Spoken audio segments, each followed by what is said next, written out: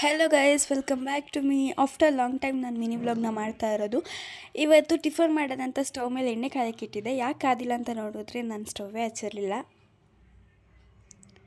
Then ಟಿಫನ್ಗೆ fried rice ಮಾಡ್ಕೊಂಡಿದ್ದೆ. ಅದನ್ನು ತಿಂದ್ಕೊಂಡು ಫ್ರೆಶ್ ಅಪ್ ಆಗಿ ಬಿಸಿಲಲ್ಲಿ ಹೋಗ್ತಾ ಇದ್ದೀನಲ್ವಾ, ಸ್ವಲ್ಪ ಫೇಸ್ಗೆ ಐಸ್ ಕ್ಯೂಬಲ್ಲಿ ಮಸಾಜ್ ಮಾಡ್ಕೊಳ್ಳೋಣ ಅಂತ ಹೇಳಿ ಮಸಾಜ್ ಮಾಡಿಕೊಂಡು ರೆಡಿ ಹಾಕಿ ಮನೆ ರೆಟ್ಟು ದೇವಸ್ಥಾನ ಕಡೆ ಹೋದ್ವಿ.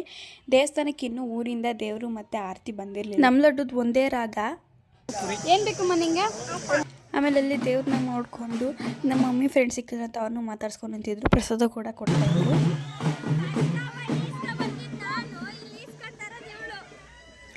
ನಾನು ಇಸ್ಕೊಬರಕ್ಕೆ ಹೋಗಿಲ್ಲ ಅಂತ ನನಗೆ ಈ ರೀತಿ ಹೇಳ್ತಾ ಇದ್ಲು. ಆಮೇಲೆ ಪೊಟ್ಯಾಟೊ ಟ್ವಿಸ್ಟರ್ನ ತಿಂದ್ಕೊಂಡು ಸ್ವಲ್ಪ ಶಾಪಿಂಗ್ನ ಮುಗಿಸ್ಕೊಂಡು ದೇವ್ರಿಗೆ ಪೂಜೆ ಮಾಡಿಸ್ಕೊಂಡು ಮನೆ ಕಡೆ ಬಂದ್ವಿ.